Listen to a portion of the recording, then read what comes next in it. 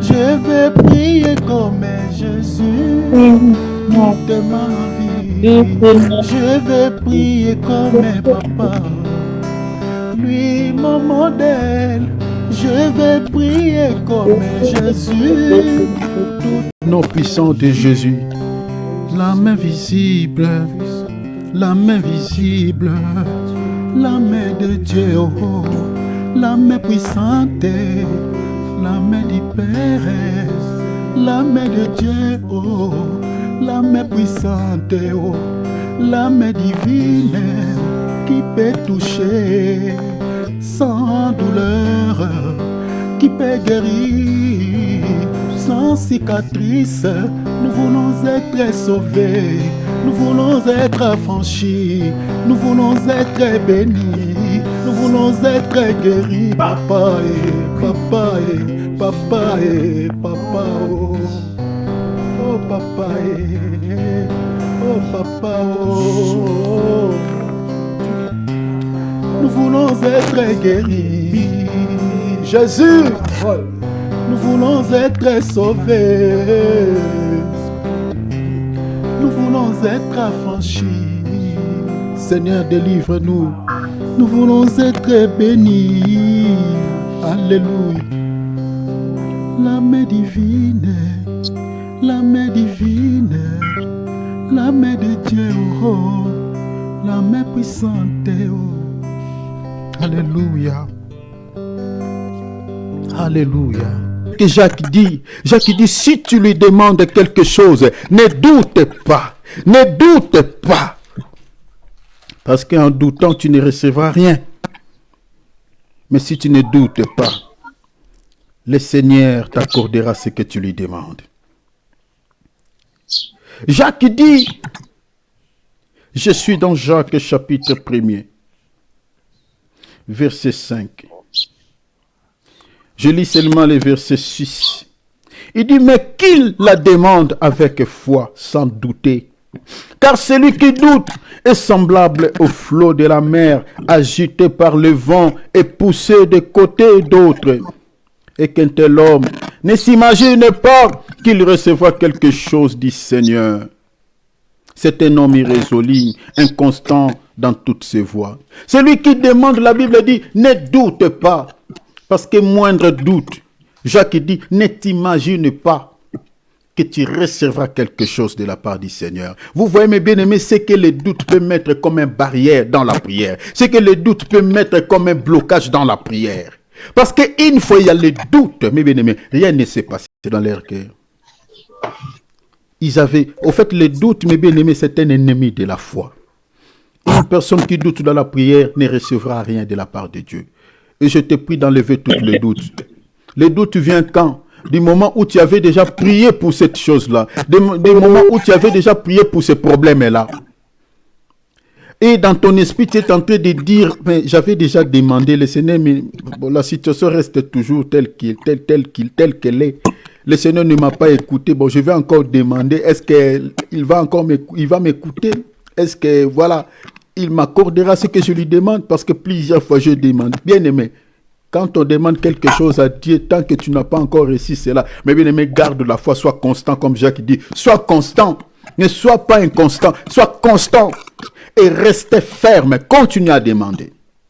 Jusqu'à ce que l'Esprit de Dieu interviendra. Je ne sais pas ce que tu as demandé à Dieu plusieurs années, plusieurs mois, plusieurs semaines, et que jusque-là, la situation reste toujours intacte. Ne doute pas. Élie, l'homme de foi, il avait prié jusqu'à 7e fois. Notre sœur Anne, chaque année, elle montait à Silo pour demander à Dieu l'enfant parce qu'elle était stérile. Elle demandait, elle ne cessait de déranger Dieu dans la prière. Et l'un des 4 matins, ce Goliath était tombé. Je ne sais pas les Goliaths de ta vie. Peut-être c'est cette maladie, peut-être c'est cette situation. Il finira par se succomber par la prière. Élève ta voix. Présente à Dieu ta situation, la situation de ta famille, la situation de ton mariage, ces blocages, là où les choses clochent, là où les choses sont bloquées. Demande à Dieu de débloquer cette situation. Demande à Dieu de libérer ta famille dans des chaînes de l'ennemi. Prions, élevons nos voix, prions, élevons nos voix, prions, alléluia. dans les cieux, sur la terre, tout lui est soumis à jamais. Tout est soumis à lui. Il ordonne et la chose arrive. Il appelle l'existence ce qui n'existait pas. Notre Dieu est puissant. Notre Dieu est puissant. Il a séparé la mer par le souffle de ses narines. Il est fort, oh Jésus. Oh, dans les cieux, oh, sur la terre, alléluia, tout lui est soumis à jamais.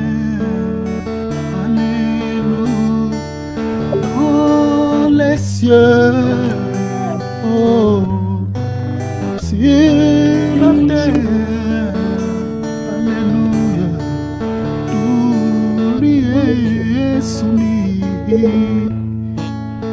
à jamais. Papa, papa, tout est soumis en ton nom. Ordonne à cette situation qui fait pleurer ta fille de partir. Ordonne, Seigneur, à cette maladie de libérer la vie de ton fils. Ordonne, s'il te plaît, Jésus. Ordonne, ordonne que la paix entre dans les cœurs de ta fille, de ton fils. Que cette tristesse parte maintenant au nom de Jésus. Oh Jésus, sauve-nous. Délivre-nous du malin. À jamais. Alléluia. Dans les cieux. Oh. Sur la terre. Alléluia. Tout lui est soumis. À jamais. Dans les cieux, sur la terre, tout lui est soumis à jamais.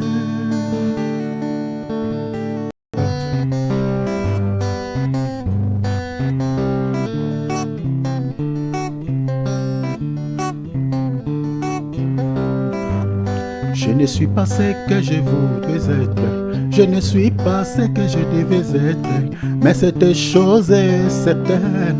Je ne suis pas ce que je veux. Je m'avance vers Yahweh. Je m'avance vers Papa. Sois béni, Père.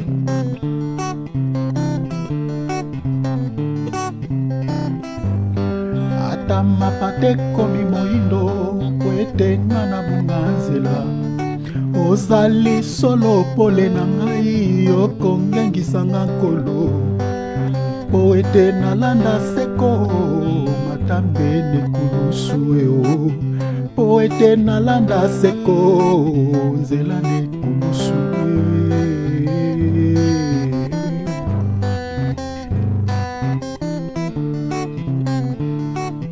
Merci papa.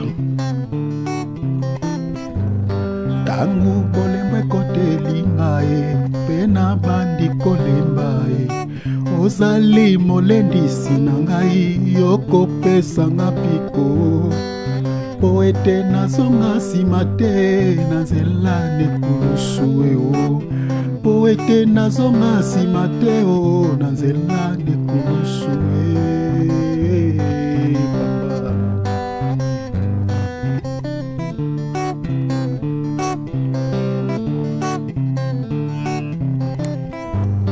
Je ne suis pas ce que je voudrais être. Je ne suis pas ce que je devais être, mais cette chose est certaine. Je ne suis pas ce que je vais. Je m'avance, je m'avance, je m'avance vers le trône. Je m'avance, je m'avance, je m'avance vers oui. Je m'avance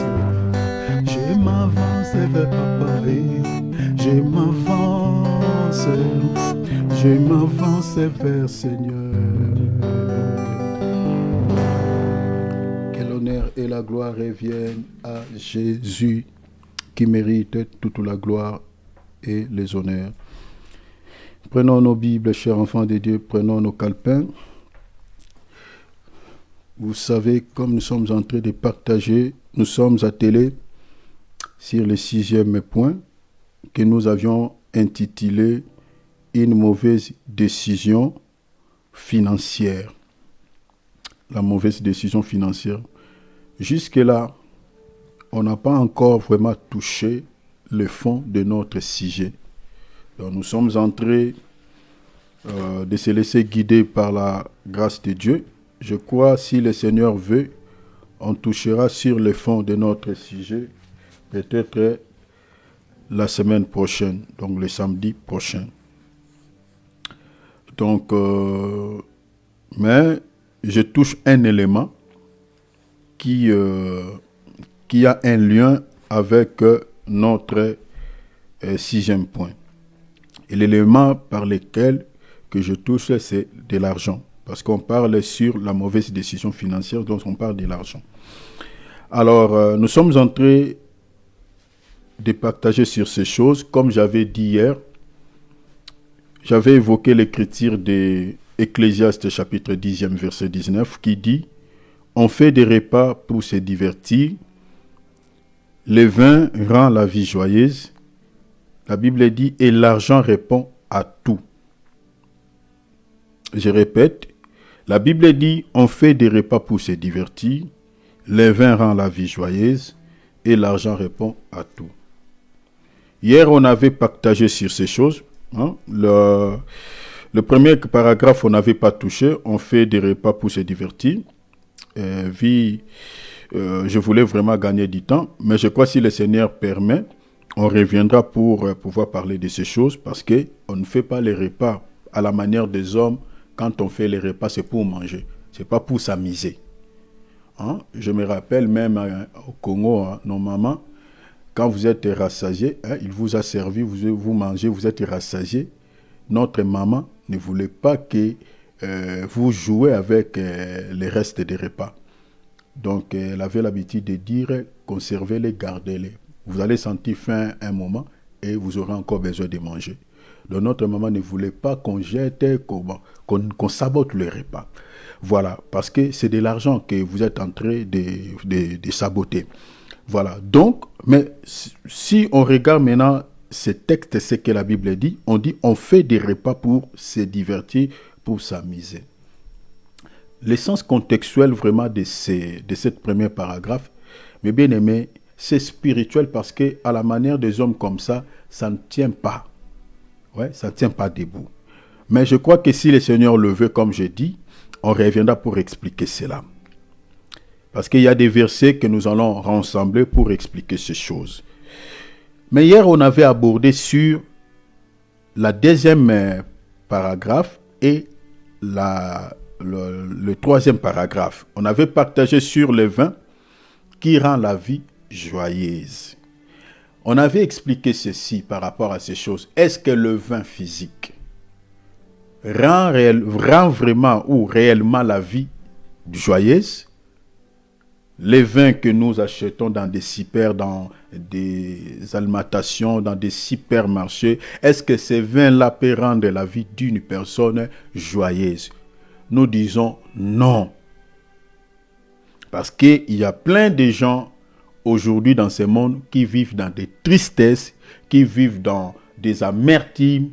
Voilà, si les vins physiques pouvaient rendre la vie d'une personne joyeuse, tous ceux qui sont tristes, tous ceux qui ont des amertumes ne pouvaient qu'acheter du vin. Et voilà, la tristesse allait faire quoi? Allait partir.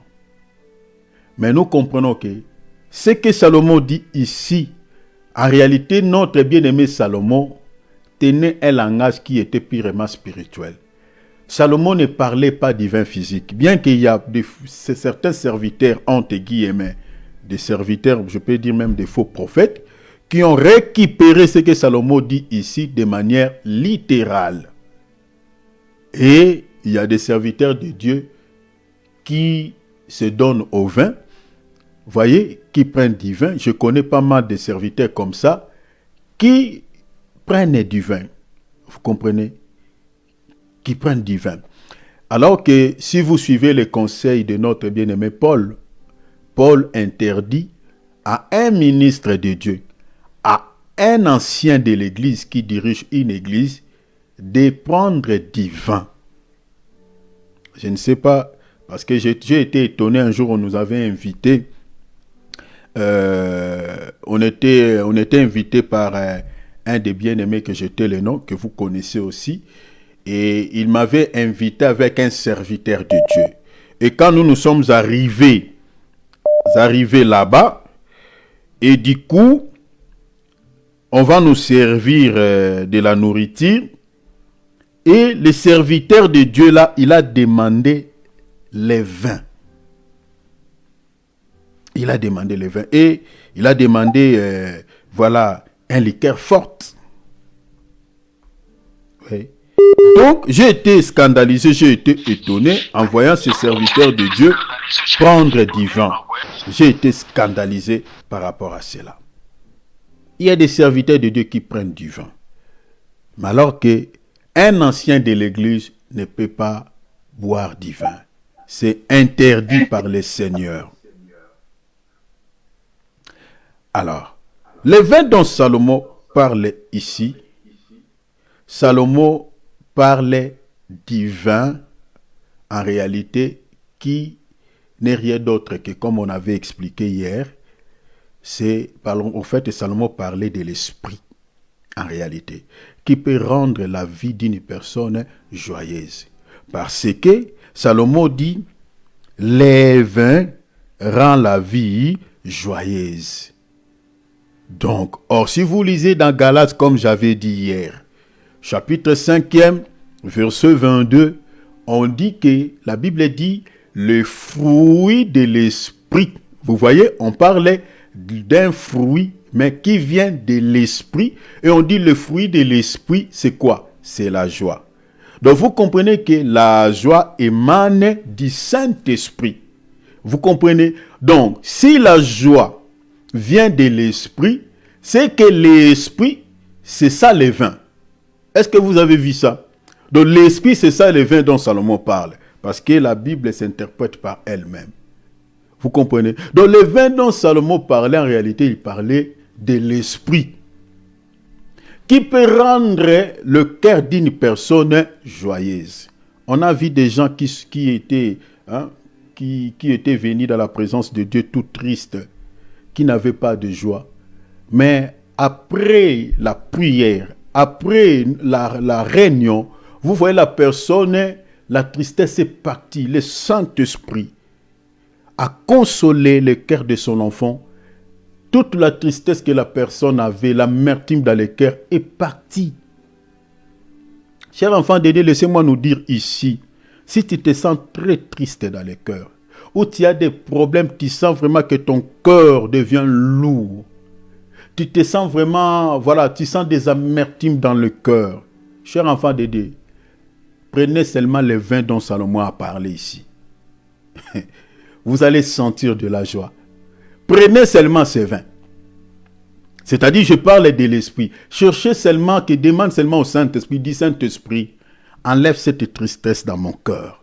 J'aimerais que tu me donnes la joie. Parce que c'est toi qui es le véritable vin dont Salomon parle. Parce que la Bible dit quoi? Les fruits de l'esprit, c'est la joie. Donc, le Saint-Esprit, c'est lui le vin.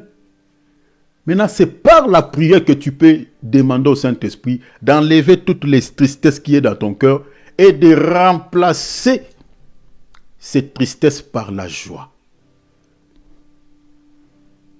Qu'il te donne la joie. Vous savez, la joie, c'est quoi? La joie n'a rien à voir avec la gentillesse. La joie n'a rien à voir avec le sourire. Vous savez, mes bien-aimés, moi j'ai toujours dit aux gens que la gentillesse n'est pas un fruit de l'esprit. La joie, c'est autre chose. Une personne peut te montrer les 32 dents, et ma soeur et mon frère et tout ça. Mais dans les cœurs, il n'a pas la joie. Il a des tristesses, il a des amertumes. Souvent, la gentillesse, mes bien-aimés, c'est les fruits de la chair. Vous savez, ce que Judas avait montré au Seigneur, c'est ça ce qu'on appelle la gentillesse.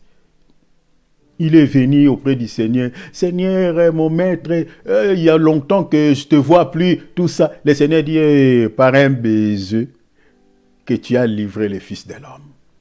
Vous voyez, c'est souvent c'est ça ce que le monde nous présente. Vous voyez, un peu de baiser, il se va, tout ça. Mais en réalité, cette personne-là dans son cœur, si le Seigneur ouvre son cœur, peut-être il ne t'aime pas. Il ne t'aime pas. Mais il te montre un peu de sourire. La personne te montre comme si, voilà, nous sommes vraiment famille. Mais dans son cœur, tu n'as pas de place. Il ne te considère pas.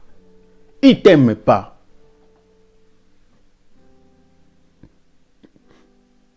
C'est ça. Parce que dans le monde auquel nous vivons, nous avons beaucoup des hypocrites. Hein?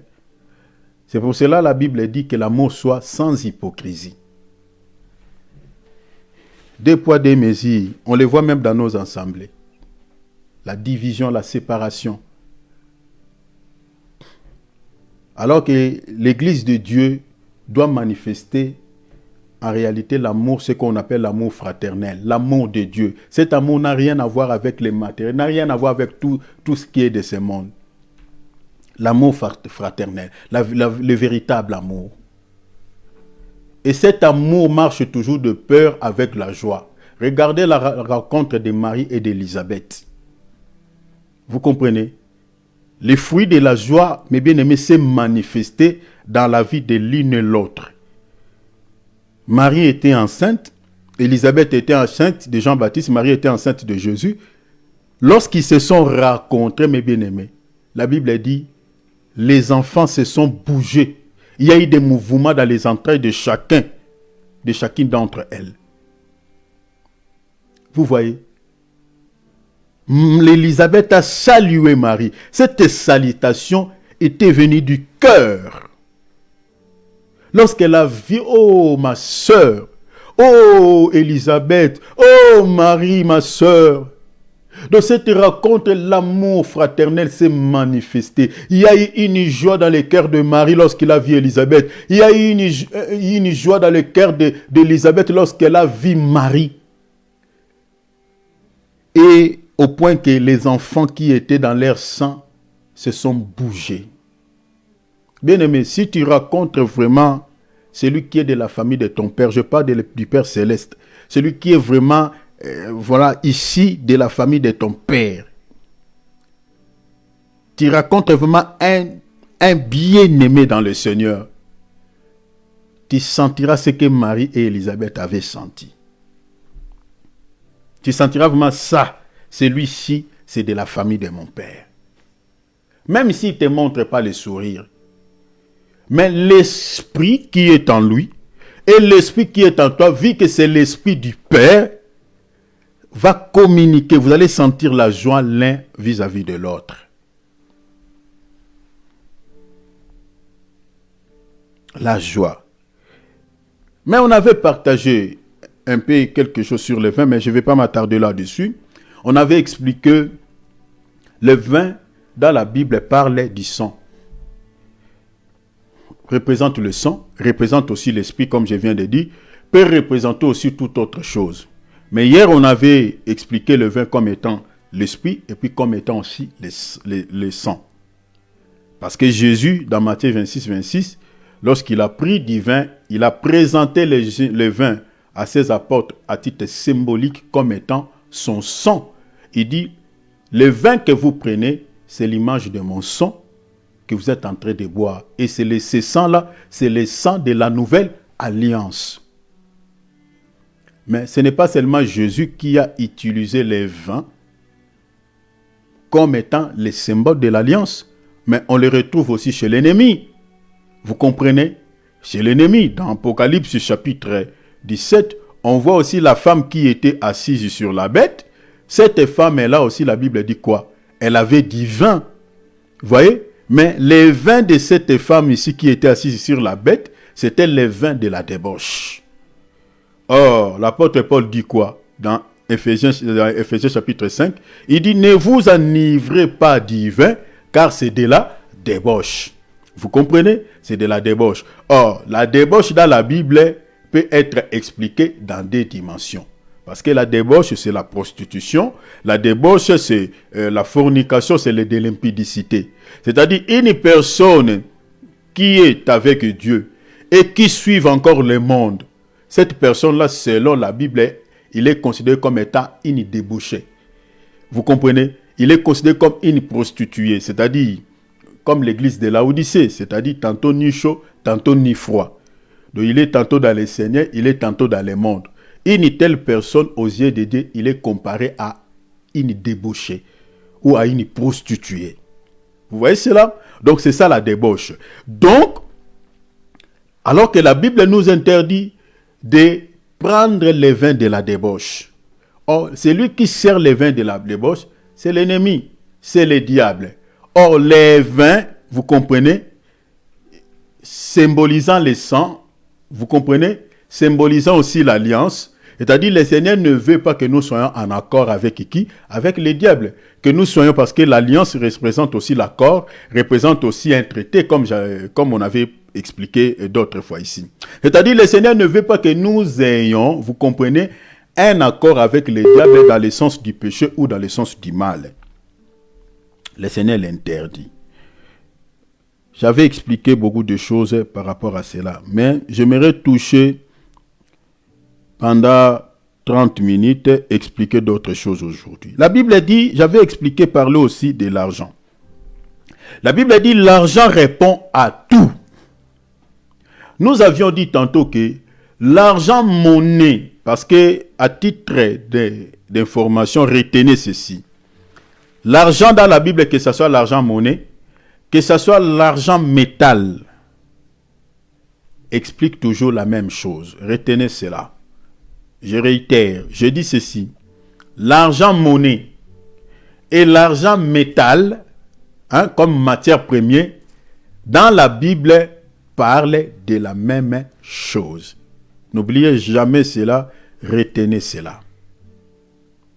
Alors, nous avions dit, Salomon est en train de dire que l'argent répond à tout.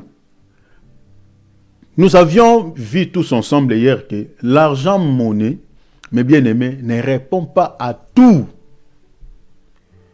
Si tel était le cas, les riches, ceux qui ont beaucoup d'argent, allaient tout simplement, comme ils ont beaucoup d'argent, pouvaient régler leurs problèmes avec tous les moyens qu'ils ont. Ils pouvaient même acheter la mort, ils pouvaient même acheter la maladie. Aujourd'hui, il y a des riches qui meurent, mes bien-aimés, suite au cancer. J'ai vu un riche récemment ici qui était décédé parce qu'il était atteint du cancer. Parce que jusque-là, il n'y a pas vraiment un médicament qui soigne efficacement ces problématiques. Il n'y en a pas. Malgré les moyens que les riches ont, ne peuvent pas acheter cette maladie, mais bien aimé, avec leur argent. Donc, nous comprenons que l'argent ne répond pas à tout. Surtout, les problèmes qui sont liés à la spiritualité, mes bien-aimés. L'argent ne peut pas résoudre ces problèmes-là. Jamais.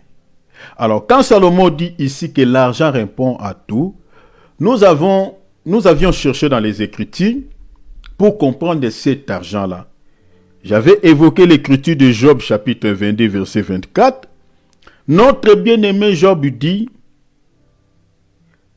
dans le verset 25, « Le Tout-Puissant sera ton or, sera ton argent et ta richesse. » Je commence dans le verset 24 pour la meilleure compréhension. Il dit, « Jette l'or dans la poussière, l'or d'Ophir. » Il parlait de l'or physique, parmi les cailloux des torrents. Mais maintenant, dans le verset 25, il dit, « Et le Tout-Puissant sera ton or, ton argent et ta richesse. Donc dans ces passages, Dieu est comparé à l'or, Dieu est comparé à l'argent, Dieu est comparé à la richesse. Vous voyez cela? Donc par rapport à cette écriture, nous avions compris que donc Dieu c'est aussi un or, Dieu c'est aussi un argent, Dieu c'est aussi une richesse. Alors quand Salomon dit que l'argent répond à tout, nous avions compris que Salomon avait utilisé un langage énigmatique. Vous comprenez? Énigmatique. Donc Salomon voulait tout simplement dire que Dieu répond à tous nos problèmes. Dieu répond à tout. Une personne qui a Dieu peut avoir toutes les solutions du monde. Parce que Dieu est capable. Dieu attend que l'argent peut acheter la mort. Est-ce que vous voyez ça? Dieu attend que l'argent peut acheter même une maladie incurable qui ne peut se soigner, les bien-aimés, avec les médicaments physiques. Parce qu'aujourd'hui, les gens qui ont Dieu, qui ont été atteints, touchés par les cancers et ont été guéris. Nous, on avait prié pour quelqu'un qui avait le cancer et il est allé faire des examens. Les médecins ne voyaient plus ces symptômes. La personne était miraculeusement, vous voyez, miraculeusement guérie. Vous comprenez, chers enfants de Dieu? Donc, Dieu est capable, vous voyez, en tant qu'argent, mes bien-aimés, de résoudre tous nos problèmes. Donc, Salomon, en réalité, il parlait de Dieu. Il parlait de Dieu. Et notre Dieu s'appelle aussi Jésus-Christ. Vous le savez bien, non? Jésus-Christ est notre Dieu. Vous le savez. Jésus-Christ est notre Dieu. Il est notre Dieu. Regardez si vous lisez dans Jean chapitre 19. Vous lisez dans Jean chapitre 19, dans le verset, je crois, 30. La Bible dit quoi? Jésus a dit, tout est accompli. Tout est accompli. Donc, c'est-à-dire, tous les problèmes que nous avons dans ce monde, Jésus l'avait déjà résolu à la croix de Golgotha. Pourquoi il a dit tout est accompli? Parce que c'est lui l'argent dont Job parle ici dans le chapitre 22, verset 25. Le Tout-Puissant sera ton or, le Tout-Puissant sera ton argent et ta richesse. Donc Jésus, en tant que l'argent, il avait payé, mes bien-aimés, un prix pour tous les problèmes que nous avons dans ce monde. Donc, c'est-à-dire, si vous avez un problème qui ne trouve pas la solution dans le monde, venez seulement auprès de Jésus. Jésus vous accordera la solution parce qu'à la croix de Golgotha, il avait dit quoi? Tout est accompli. C'est pour cela que Salomon dit, l'argent répond à tout. En réalité, Salomon voulait dire tout simplement, Christ répond à tout. Est-ce que vous avez vu ça? Christ répond à tout. Répond à tout. Il est la solution à tous nos problèmes. Il a guéri une femme à perte du sang. Cette femme, la Bible dit quoi? Elle avait tout dépensé entre les mains des médecins. Mais cette femme-là n'était pas guérie. Elle n'était pas guérie. Elle était toujours inquiète par rapport à sa situation. Mais lorsque cette femme a rencontré le Seigneur attend que l'argent. Le Seigneur avait accordé à cette femme la solution par rapport à son problème. Sa perte du sang était arrêtée. Dans ce monde, il y a des gens qui ont été guéris de sida. Dans ce monde, il y a des gens qui ont été guéris des cancers, miraculeusement. C'est cet argent-là qui répond à tout.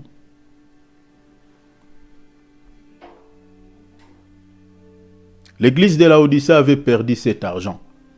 Parce que la Bible dit quoi? Le Tout-Puissant, il est aussi la richesse. L'église de Laodicée disait que je suis riche, je n'ai besoin de rien. Je n'ai besoin de rien, je suis riche. Mais la richesse dont cette église possédait, c'était la richesse physique. C'est la richesse dont les faux prophètes nous présentent aujourd'hui. L'évangile de prospérité. L'évangile de prospérité, oui, la prospérité est biblique. Notre Dieu, il est aussi celui qui peut nous faire prospérer. La Bible dit, je veux que tu prospères en tous égards, comme prospère l'état de ton âme.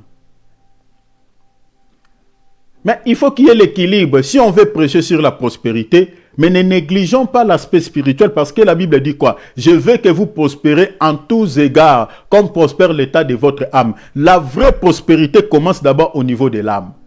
Si au niveau de l'âme, tu n'es pas prospère, mes bien-aimés, la prospérité physique ne te servira à rien. Par contre, ça te conduira dans des bêtises, dans le péché, et puis en enfer. Toi, tu n'es pas encore affermi. Tu n'es pas encore, mes bien-aimés, tu n'as pas encore vraiment la connaissance qui peut te donner l'endurance, mes bien-aimés, face au péché de ce monde, face à la volonté, face aux convoitises charnelles. Et Dieu te donne beaucoup d'argent. Mes bien-aimés, ça va te pousser peut-être dans des bêtises.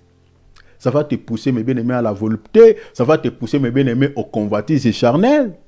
Regardez les comportements seulement des hommes riches de ce monde. Sont des orgueilleurs, sont des hautains. Ils vivent dans une vie de volupté, dans une vie, mes bien-aimés, tellement charnelle, loin de Dieu.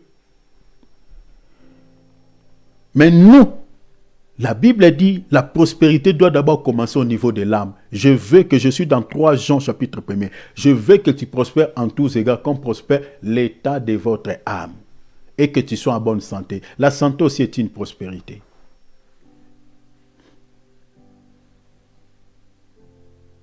Mais regardez, dans 2 Rois chapitre 12 verset 4, regardez ce que dit la Bible par rapport à l'argent. La Bible dit ceci. Joas dit au sacrificateur, tout l'argent consacré qu'on apporte dans la maison de l'Éternel.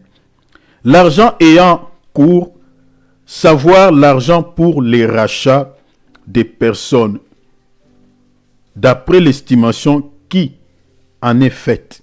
Et tout l'argent qu'il vient au cœur de quelqu'un d'apporter à la maison de l'Éternel. Ce qui me frappe ici, c'est ce qui dit la Bible. La Bible dit l'argent pour les rachats des personnes. Ah bon? Donc l'argent, selon cette écriture, parle aussi les rachats des hommes. Est-ce que vous avez vu ça? Donc, selon 2 Rois chapitre 12, verset 4, l'argent parlait du rachat des personnes. Vous voyez? Mais quand Salomon dit que l'argent répond à tout, donc vous comprenez que l'Éternel Dieu attend que l'argent. Donc, cet argent-là servait aussi pour les rachats de la vie des hommes. Voilà pourquoi vous allez voir que Jésus-Christ, il a dit quoi? Je donne ma vie pour mes brebis. Est-ce que vous avez vu ça? Donc Jésus-Christ, en d'autres termes, en tant que l'argent, il s'est donné pour le rachat des personnes. Parce que les brebis là dont Jésus parlait, il était question des hommes. Est-ce que vous avez vu ça? Je suis dans Jean chapitre 10. Je donne ma vie pour mes brebis. Donc Jésus attend que l'argent, vous comprenez, pour pouvoir racheter des hommes, elle devait quoi? Elle devait payer le prix. C'est pour cela, si vous regardez dans 1 Corinthiens, la Bible dit quoi? Vous avez été rachetés à un grand prix. Attendez, lisons ça. Lisons ça. 1 Corinthiens chapitre 6, verset 19 à 20. 1 Corinthiens chapitre 6, verset 19 à 20. La Bible dit quoi? Ne savez-vous pas que votre corps est le temple du Saint-Esprit qui est en vous, que vous avez reçu de Dieu et que vous ne vous appartenez point à vous-même? Nous ne nous appartenons plus à nous-mêmes. Mais pourquoi? Maintenant, on appartient à qui? La Bible dit quoi? Verset 20. Vous avez été rachetés à un grand prix. Donc, nous avons été rachetés par quelqu'un. Et la Bible dit quoi? À un grand prix. Maintenant, le prix là, que cette personne avait payé pour racheter. Parce que 2 Rois chapitre 12, verset 4, la Bible nous parlait. La Bible nous explique, interprète l'argent pour les rachats des personnes. La Bible dit l'argent, c'est pour les rachats des hommes. Mais le prix que Jésus avait payé ici, c'était quel prix? En réalité, lui-même en tant que l'argent, il s'est donné comme un prix. Est-ce que vous avez vu ça, mes frères? il s'est donné comme un prix, mais pour le rachat des personnes. Voilà pourquoi à la croix de Golgotha, il s'est donné à la mort. Parce que c'est lui qui était le véritable l'argent. Et il s'est donné comme un prix pour racheter des hommes et pour aussi pallier à toutes les situations des hommes. Voilà pourquoi il a dit, tout est accompli. Jésus est la solution à tous nos problèmes. Parce qu'il était le véritable l'argent pour pouvoir nous racheter. Chers enfants de Dieu, tels que vous êtes là, gardez cette écriture par cœur. 1 Corinthiens chapitre 6e, verset 19 à 20. La Bible dit, ton corps est le temple du Saint-Esprit. Mais regardez ce que la Bible dit, parce que ce sont des versets, mes bien-aimés, riches. Quand tu pries, tu vois que dans ta vie, il y a des choses qui ne marchent pas, il y a des choses qui deviennent un peu compliquées, mes bien-aimés. Tu vois qu'il y a des influences, voilà, tu dis, ah, ça c'est vraiment des influences de la sorcellerie de notre famille, ça vient de l'ennemi. Chers enfants de Dieu, il faut savoir prier, parce que vous savez, Dieu dans la prière écoute sa parole. Une prière qui est liée aux promesses de Dieu, une prière qui est liée au verset biblique, c'est cette prière-là que Dieu écoute. Mais bien aimé, il faut méditer la Bible et comprendre les Écritures. Et ce que nous sommes en train de vous enseigner, c'est pour vous aider, mes bien-aimés, aussi à bien prier. Quand il y a des choses qui ne marchent pas dans votre vie, il faut rappeler à Dieu ses promesses. Regarde ce qu'il dit ici. Il dit, ne savez-vous pas que votre corps est le temple du Saint-Esprit qui est en vous, que vous avez reçu de Dieu. Regarde maintenant la partie B. La Bible dit, et que vous ne vous appartenez point à vous-même. Tel que tu es là, du moment où tu as accepté Jésus-Christ dans ta vie comme Seigneur et Sauveur, tu ne t'appartiens plus à toi-même. Tu appartiens à Dieu. Donc, tu deviens la propriété privée de Jésus. Tu n'es plus de votre famille. Tu n'es plus de votre famille. Donc, quand on cherche des gens à bouffer dans les familles, des gens à pouvoir sacrifier comme des animaux au diable, toi, tu n'es plus dans ces calculs-là. Et Dieu ne le permettra pas. Pourquoi? Parce que tu appartiens à lui. La Bible dit, vous ne vous appartenez plus à vous-même. Regardez, verset 20, la Bible a dit, car vous avez été rachetés. Oh mon Dieu, tu as été racheté. Mais bien aimé, quand vous allez dans un magasin, dans une boutique, vous achetez le lait. Si tu payes ton argent au marchand et que le marchand te sert le lait là n'appartient plus au marchand. Mais ça devient ton lait. Ça t'appartient. Pourquoi? Parce que tu as fait sortir ton argent. Maintenant, le texte dit ici, nous avons été rachetés. Vous comprenez? Racheter un grand prix. C'est-à-dire, il y a quelqu'un qui avait payé son argent pour pouvoir nous posséder. Est-ce que vous voyez ça? Et la Bible dit quoi? Glorifiez donc Dieu dans votre un corps et dans votre esprit qui appartient à Dieu. C'est-à-dire ton corps, ton esprit ne t'appartient plus. Appartient à celui qui t'a racheté. À moins que tu ne fais pas partie de ceux que Jésus a rachetés. Si tu es de ceux-là que Jésus a rachetés par son argent, hein, l'argent dont je parle de lui, par son propre argent, cher enfant de Dieu, tu n'es plus l'enfant de papa José, tu n'es plus l'enfant de maman Matondo, mais tu es maintenant l'enfant de Jésus. Tu appartiens maintenant à Jésus, c'est-à-dire ton corps, ton esprit appartient à Jésus. Donc les influences de votre famille n'auront plus des effets néfastes ou des influences néfastes sur votre vie. Pourquoi? Parce que tu deviens la propriété de Jésus. Maintenant, la Bible dit glorifiez donc Dieu dans votre corps. Mais est-ce que ton corps vraiment glorifie réellement Dieu? Ça, c'est une question aussi. Hein? Glorifiez donc Dieu dans votre esprit, dans votre âme. Est-ce que dans votre esprit, dans ton esprit là vraiment glorifie Dieu? Parce que tu es ta propriété. Ta manière de s'habiller, ma soeur, est-ce que glorifie Dieu? Parce que la Bible dit glorifiez donc Dieu dans votre corps. Le corps là. Est-ce que tu ne traînes pas ton corps dans des histoires? Il y a des frères même qui fument les cigarettes. Il y a des frères qui continuent à continuer à boire du vin, prendre de la bière. Mais ton corps là n'est plus ta propriété, n'appartient plus à toi. Si vraiment dans ton cœur, dans ton esprit, tu sais que toi, tu as été racheté par Jésus, la Bible a dit quoi? Glorifiez donc Dieu, je suis dans le verset 20, glorifiez donc Dieu dans votre corps et dans votre esprit. Donc ton âme ne peut pas être un dépôt où tu rumines les gens. Parce qu'il y a des gens qui sont rancunieux, qui sont, qui ont des rancœurs. Ils ruminent les gens. Ah, parce qu'il m'avait fait ceci. Ah, parce qu'il m'avait fait du mal. Ah, parce que c'est lui qui m'avait commencé. Dans ton corps là, ton cœur est devenu comme même une prison. Où on peut même lire les noms de gens que tu as gardés dans ton cœur. La Bible dit que ton esprit doit aussi glorifier Dieu, non? Ton âme là. Fais sortir de ton cœur toutes ces personnes que tu rumines. Pardonne-les, fais-les sortir. Ton esprit doit glorifier Dieu. Ne peut pas être un esprit où tu as l'animosité.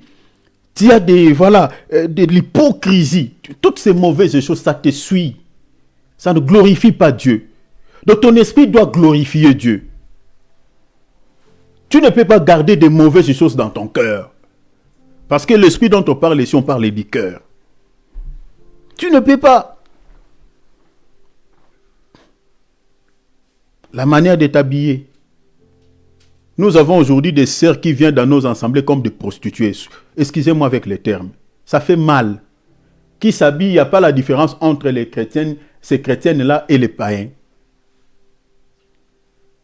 Qui s'habillent très mal. Mais la sainteté commence aussi au niveau du corps, non? Lisez 1 Thessaloniciens chapitre 5. La Bible dit quoi? Que le Dieu de paix vous sanctifie de tout votre être, corps, âme et esprit. Ça commence par les corps. La sainteté, mes bien-aimés, doit aussi être au niveau de l'extérieur. Attends, on va lire ça. Regardez. Peut-être certaines personnes vont penser, ils inventent des choses, ça n'existait pas. Regardez. Ça est dans la Bible. Lisons 1 Thessaloniciens chapitre 5. Regardez. 1 Thessaloniciens chapitre 5e. Regardez ce qu'il dit la Bible. Je prends pour nous 1 Thessaloniciens chapitre 5. On va lire les versets.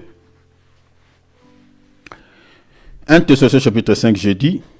On lira les versets combien? Le verset 23. La Bible dit que le Dieu de paix vous sanctifie. On parle de la sanctification. Vous sanctifie lui-même de tout entière. Et tout entière, là dont la Bible parle, écoutez, la Bible dit que tout votre être, c'est-à-dire l'esprit, l'âme et le corps, soit conservé irrépréhensible, c'est-à-dire irréprochable. Lors de l'avènement. L'avènement dont on parle ici de notre Seigneur Jésus-Christ, c'est l'enlèvement. Est-ce que ton corps là est irréprochable? Ton esprit est irréprochable?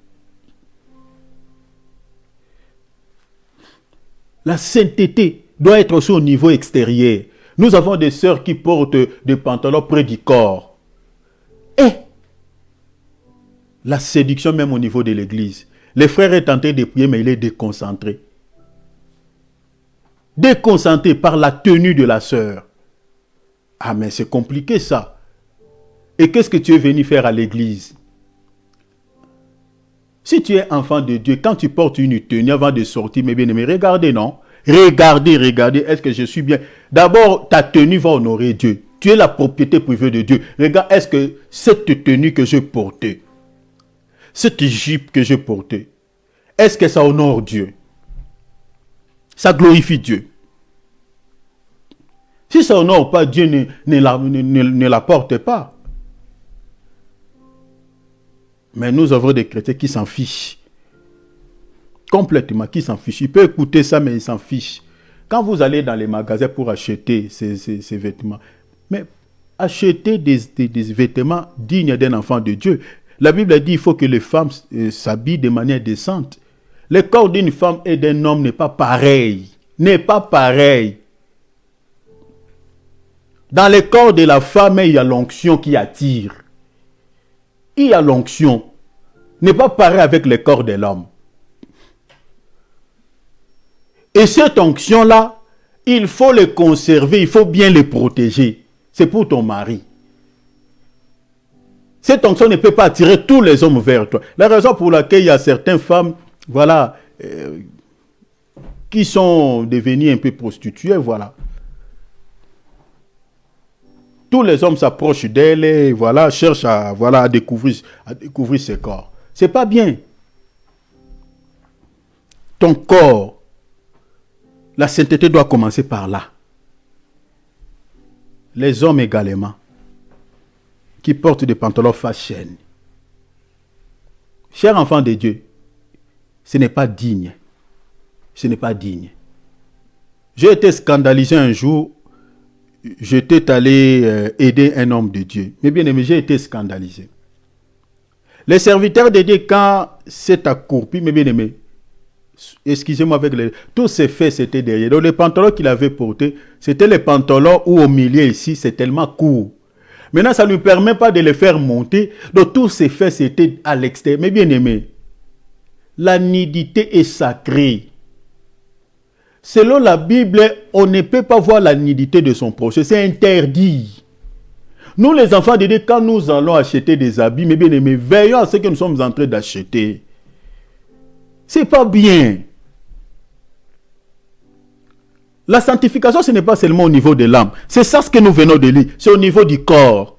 La Bible a dit, glorifiez donc Dieu dans votre corps et dans votre esprit qui appartiennent à lui. Ton corps là ne t'appartient plus. Voilà pourquoi nous allons nous rendre compte devant Dieu. Parce que le Seigneur te dira que ton corps là n'était pas à toi. Parce que je t'avais racheté. Tu étais devenu ma propriété. Et pourquoi tu as conduit mon corps dans des histoires? Pourquoi tu t'habillais comme ça? Regardez toutes ces personnes que tu as séduites. Donc vous voyez ici, l'argent parle du rachat. Mais la question est celle de savoir, Jésus, en tant que l'argent, nous a racheté par rapport à quoi? Je vais terminer par là. Jésus nous a racheté par rapport à une dette. En tant que l'argent, il avait payé une dette. La dette de qui? La dette de moi et toi. On avait une dette qu'on ne pouvait pas payer. On avait une dette qu'on ne pouvait pas payer. Attendez, on va lire une écriture. Matthieu chapitre 18. On va terminer par ici. Matthieu chapitre 18. On va lire le verset 23 jusqu'au verset 35. Ici, je nous demande, parce que je vais m'atteler ici, et je mets un point virgule par rapport à l'argent aujourd'hui. Et la semaine prochaine, je toucherai directement sur le sujet vraiment. Donc, je vais entrer dans le vif de notre sujet. Donc, une mauvaise décision financière, je parlerai de cela. Mais regarde ici ce qui dit la Bible. Suivez-moi ici très bien. Regardez, Jésus a pris une illustration pour parler d'une dette. Parce que quand la Bible dit « il nous a rachetés », parce qu'il devait payer notre dette. Mais regarde ce que dit la Bible par rapport à la dette que Jésus a payée pour nous. Matthieu chapitre 18, verset 23-35. C'est pourquoi, je suis dans la traduction français courant. Traduction français courant. Regarde ce que Jésus dit. C'est pourquoi le royaume des ciels ressemble à cette affaire ici. Un roi voulait régler ses comptes avec ses serviteurs.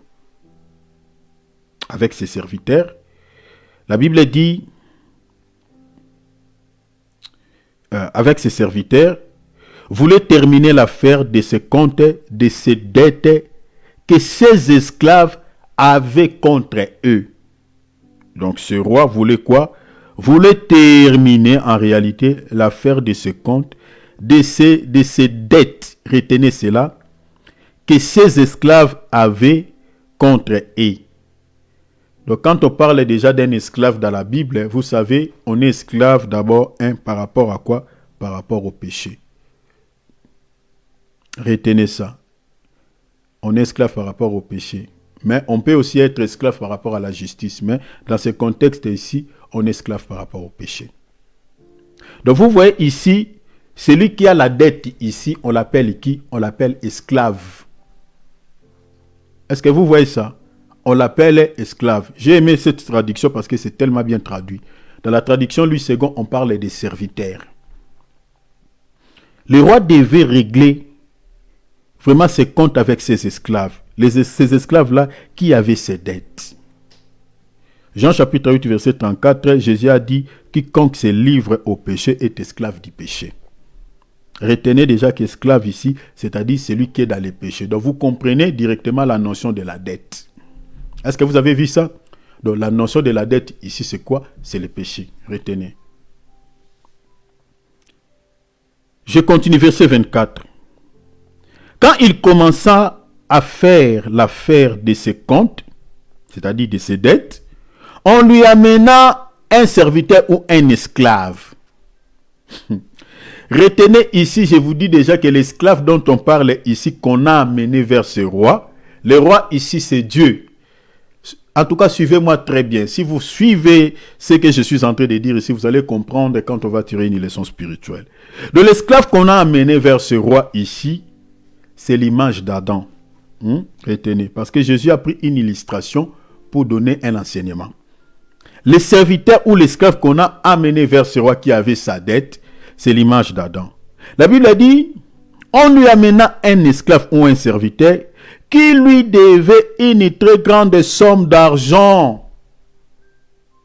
Donc vous comprenez ici, pour payer la dette, cet esclave que j'explique Adam, devait quoi? Devait payer une somme d'argent pour régler cette dette.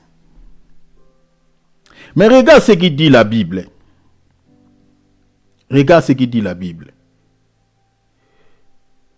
Je continue, je dis, on lui amena un esclave qui lui devait une très grande somme d'argent, c'est-à-dire qui avait une très grande dette contre lui. Et la Bible dit, cette dette était 10 000 pièces d'or. Donc, dans d'autres, cette somme d'argent, dans d'autres traductions, cela est traduit 10 000 fruits de monnaie qu'on avait fabriqués d'or. C'est-à-dire des monnaies fabriquées en or. Maintenant, on dit quoi dans le verset 25? Puisque les serviteurs n'avaient pas assez d'argent pour payer ou rembourser la dette, son maître ordonna qu'on les vend. Est-ce que vous voyez ça? Il était incapable de payer cette dette. Maintenant, qu'est-ce que le maître a dit? Il dit, récupérez-lui, vous devez les vendre pour régler les comptes. Il dit qu'on les vend et qu'on vend aussi sa femme et ses enfants, my God. Celui qui avait la dette, c'était l'homme. La femme n'était pas là. Les enfants n'étaient pas là. C'est pour cela que vous voyez, chers enfants de Dieu. Oh mon Dieu. Ici, je parle par exemple en termes du mariage. Vous savez, quand tu te maries avec un homme qui a tellement de problèmes des problèmes à régler avec les gens, surtout les problèmes financiers, chers enfants de Dieu, faisons attention. Hein. Un jour, on viendra vous créer un peu, vous compliquer un peu la vie. À cause de votre mari qui a des soucis, qui a des problèmes d'argent, mais bien aimé, ça va peser non seulement sur lui, ça pèsera un jour, ça compliquera aussi votre vie et la vie de votre enfants. Les messieurs ici, rappelez-vous, non? Même je peux prendre l'écriture de 2 Rois chapitre 4. Regardez ce monsieur, dans 2 Rois chapitre 4, il y a un homme qui avait les problèmes de dette avec ses créanciers. Le monsieur de son vivant, au lieu de payer cette dette-là, le monsieur est décédé, il a laissé la dette. La Bible dit même que le monsieur craignait Dieu. Mais il a laissé la dette, la femme est restée avec les enfants. Maintenant, la femme n'avait pas les moyens de pouvoir régler cette dette. Maintenant, quand le créancier est venu demander sa dette, la femme va dire que non, la personne qui avait ta dette est décédée. Hey, le monsieur dit, rien à voir. Toi, tu es sa femme, et puis vous êtes ses enfants. Le monsieur, comme il était puissant, Il voulait récupérer les enfants pour régler ses comptes. Vous voyez cela? C'est là où nous parlons même, mes bien-aimés, des alliances sataniques. C'est-à-dire votre papa a mangé les raisins verts, mais c'est vos dents qui vont devenir agacées. Aujourd'hui, il y a des enfants qui vivent les influences ou les conséquences des mauvaises choses que leurs parents ont fait.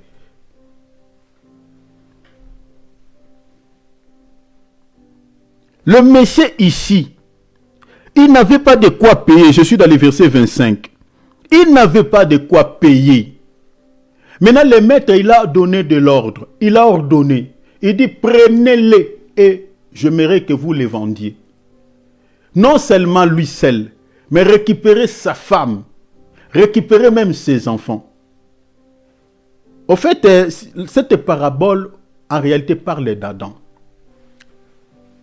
Parle d'Adam qui avait péché. Vous comprenez? Qui avait péché. Mais Adam ne devait pas tout seul, parce que Adam était incapable de payer cette dette. Il était incapable. Parce que le péché, c'est une dette. Et dans la loi, selon la Bible, quand on pêche, en d'autres termes, on se vend. Regardez, Paul, il a dit ça dans Romains, si vous lisez dans Romains chapitre 5, lisez les versets 12, l'apôtre Paul dit, il dit, j'aimerais vous lire ça, regarde ce que Paul dit, dans Romains chapitre 5, Romains chapitre combien, chapitre 7 plutôt, verset 14, il dit, je suis charnel, vendu au péché. Je suis charnel, vendu au péché. Donc quand on est dans les péchés, en réalité, on se vend. Adam était tombé dans les péchés, il a été vendu au péché. Et puisqu'on a été vendu au péché, on avait besoin quoi? D'être racheté. Vous comprenez? D'être racheté. La raison pour laquelle on parle du rachat, Jésus nous a rachetés. Parce qu'on a été vendu. Vous comprenez? On a été vendu par quoi? Par les péchés. Et c'est-à-dire, on a été vendu par l'ennemi. Parce que celui qui nous pousse à pécher, c'est le diable. Et quand on pêche, on se vend. Mais maintenant, pour que nous puissions revenir à l'état de la sainteté ou revenir revenir entre les mains de celui qui nous a créés, il faut maintenant payer les prix. C'est ça ce que Jésus avait fait. Il a payé les prix, nous a rachetés, vous comprenez, entre les mains de l'ennemi parce qu'on a été vendu par rapport au péché. Mais cet homme ici, il a été vendu, c'est-à-dire, cet homme comme Adam, c'est-à-dire sa femme, prenons notre mère Ève, et toute leur descendance. Parce que si vous lisez dans Genèse chapitre 3, verset 15, on parle de la progéniture d'Adam, de la postérité d'Ève. Or, la postérité de nos deux grands-parents, c'est toute l'humanité. Vous comprenez? Donc, c'est-à-dire que ce soit Adam, que ce soit sa femme, que ce soit leur progéniture, ont été vendus au péché. Voilà pourquoi tout être humain qui porte le sang d'Adam en lui, en fait, en réalité, il est vendu au péché parce que le sang que nous portons, c'est le sang d'Adam. Même un bébé qui vient de naître, le corps qu'il porte là, c'est le corps d'Adam. C'est-à-dire cet enfant-là a été déjà vendu au péché. Vendu au péché. C'est ça ce qu'on appelle le péché au singulier. Je suis désolé pour les gens qui disent que non, les morts nés hériteront les ciels parce que ce sont des anges. Les gens disent des choses qui ne se retrouvent pas dans la Bible. Il n'y a pas de versets. Qui vous dit que voilà le bébé qui meurt, le nouveau-né là qui meurt, hériteront les ciels? Qui vous a dit ça? Qui vous a dit ça? Même un bébé, il a les péchés d'Adam dans son sang. Parce qu'on a été vendu au péché de nos parents, de notre parent là qui avait une dette. Et il était incapable de payer cette dette. C'est ça ce qui est dit ici. La Bible dit, comme les serviteurs, cet esclave, c'est-à-dire Adam, n'avait pas assez d'argent pour payer la dette, son maître ordonnant, les maîtres ici c'est Dieu, ordonnant qu'on les vend. Paul dit, on a été vendu au péché. Et qu'on vend aussi sa femme, également Ève, notre mère. Parce que Ève, elle est la mère de l'humanité. La Bible dit, et ses enfants, c'est-à-dire toute l'humanité, nous avons été vendus à cause de ces péchés. Mais regardez, la Bible dit, et toutes les choses qu'il avait pour payer la dette.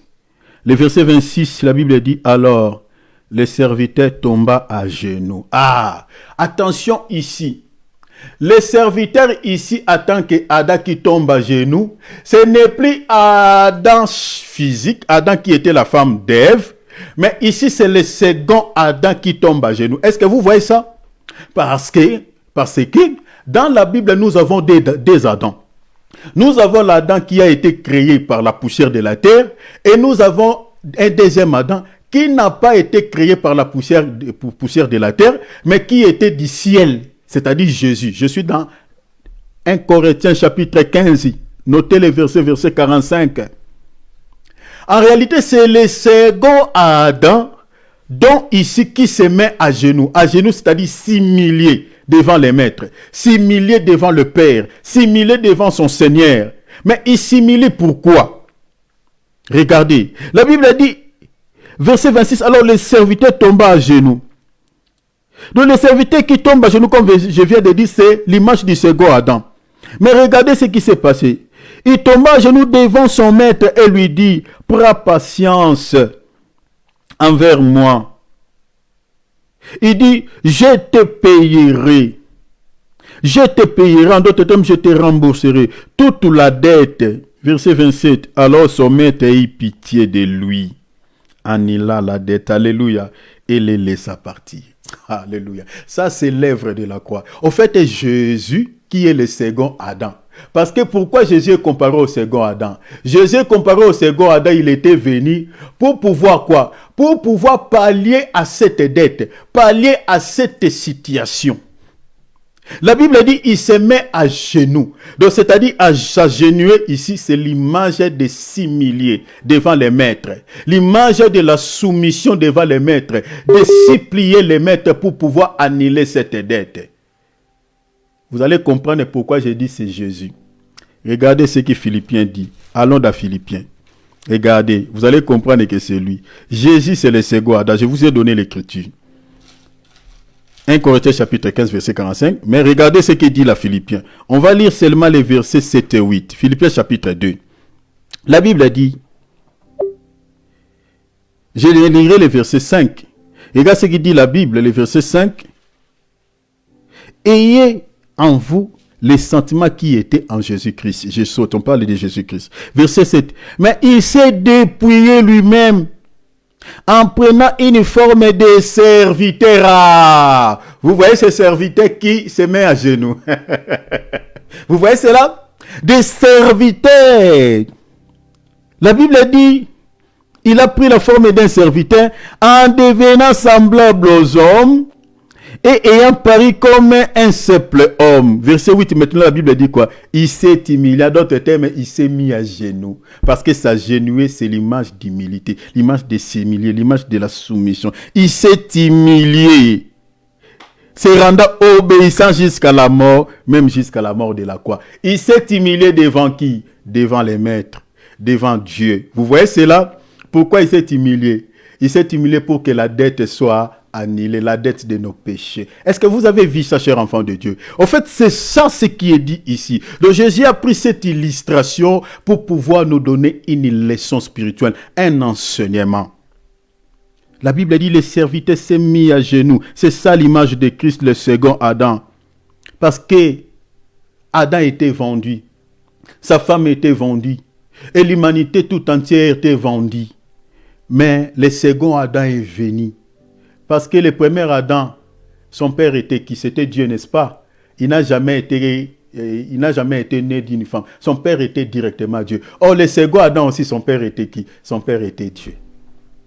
Vous voyez? Donc, c'est-à-dire, le second Adam est venu pallier à la situation de sa femme et de ses enfants.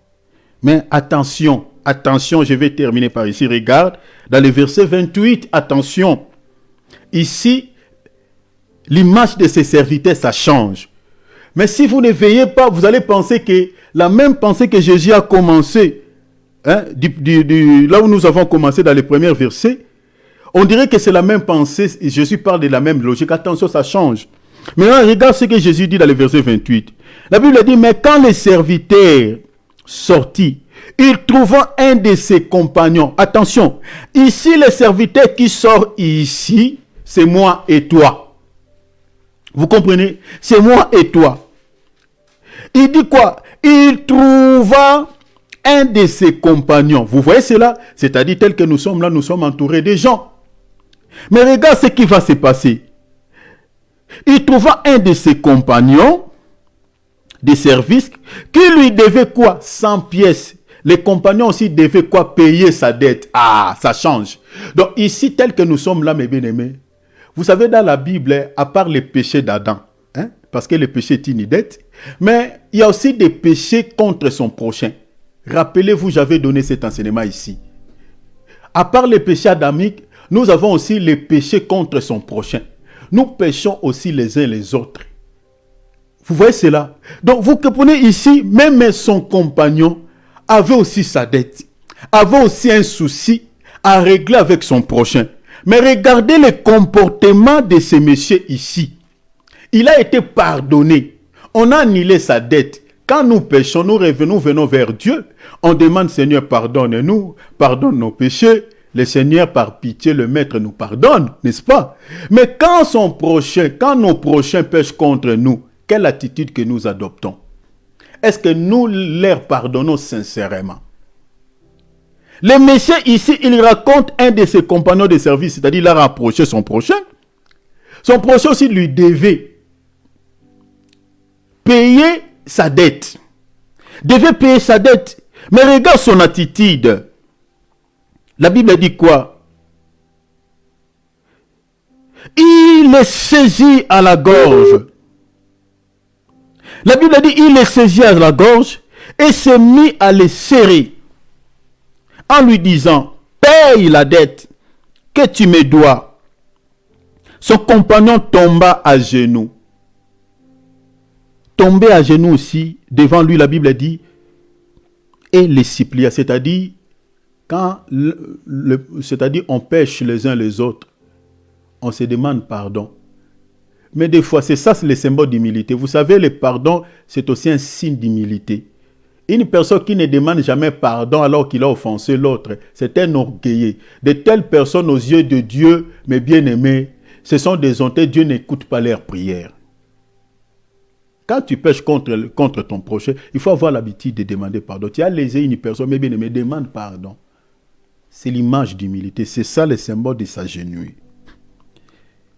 Son compagnon tomba à genoux devant lui et le supplia.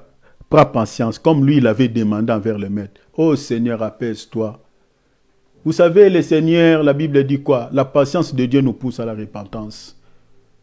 Si le Seigneur tarde à venir, parce qu'il use de patience envers nous.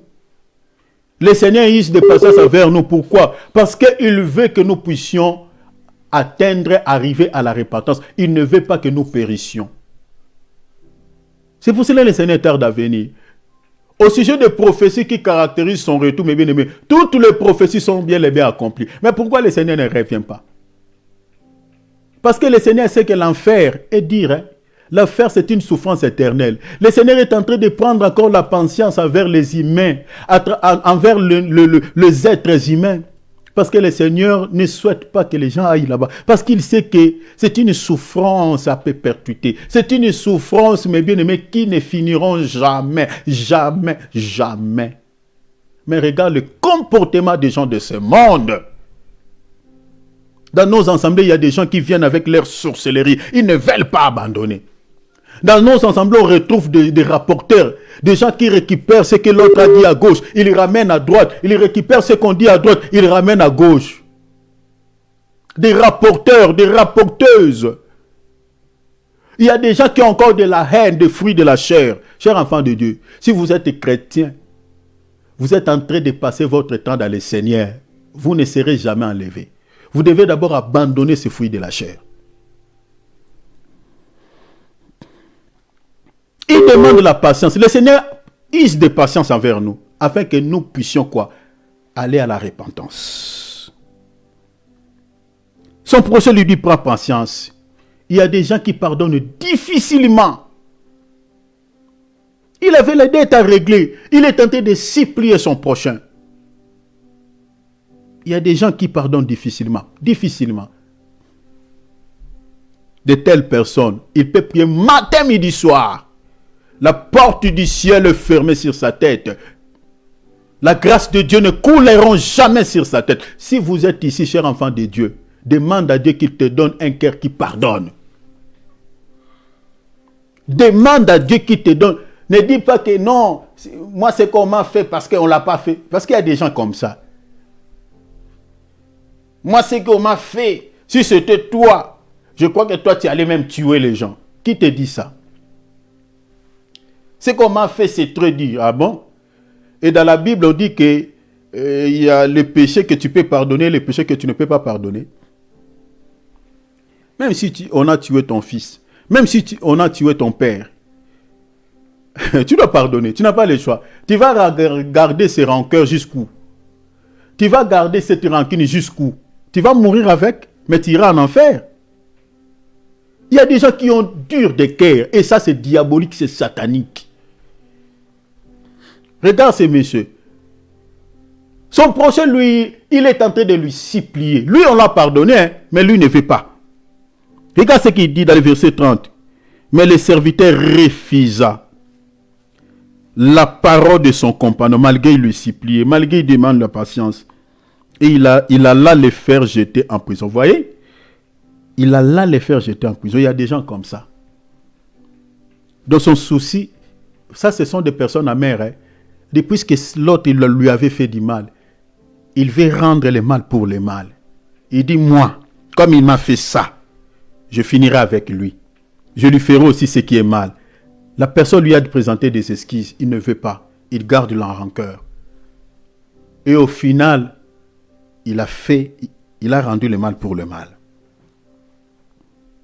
Si tu es comme ça, sache que toutes tes prières que tu adresses à Dieu, ce sont les esprits qui sont dans les lieux célestes qui les récupèrent.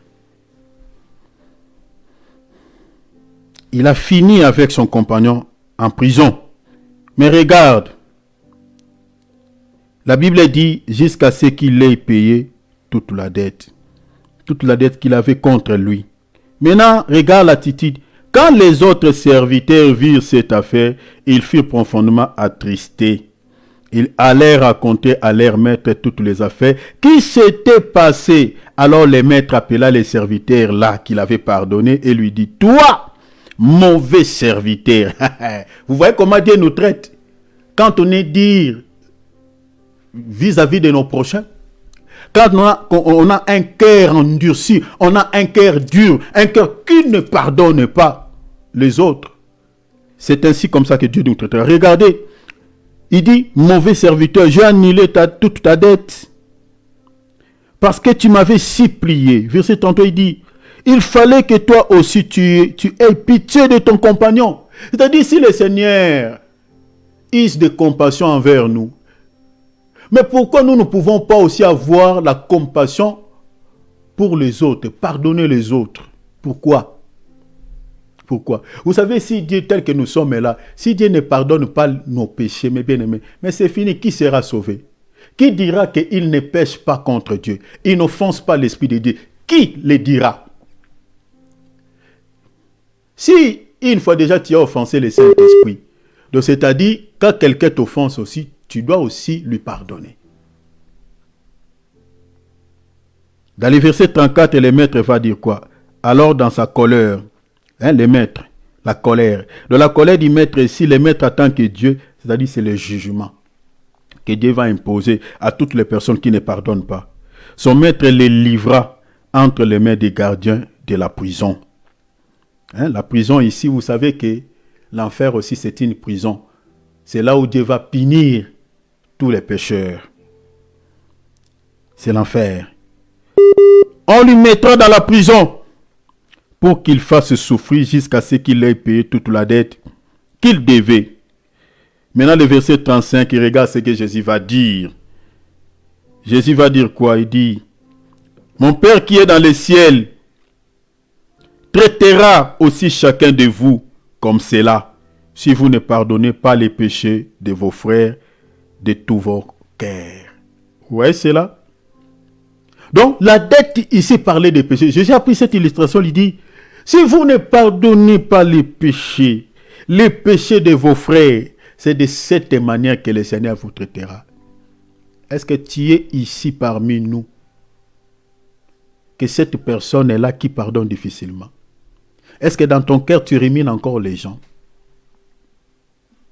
Tes frères, tes sœurs qui t'ont fait du mal, ou cet ami-là qui t'a fait du mal, ta sœur-là qui t'a fait du mal, tu la rumines dans ton cœur, tu les rumines dans ton cœur. Si tu es ici, sache que c'est de cette manière que Dieu te traitera si tu ne la pardonnes pas, si tu ne le pardonnes pas.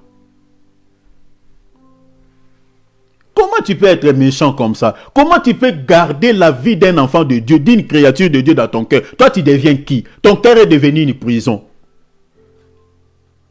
Comment? Comment? Tu ne pardonnes pas. Comment tu peux être méchant? Mais non. Mais non. Nous devons pardonner.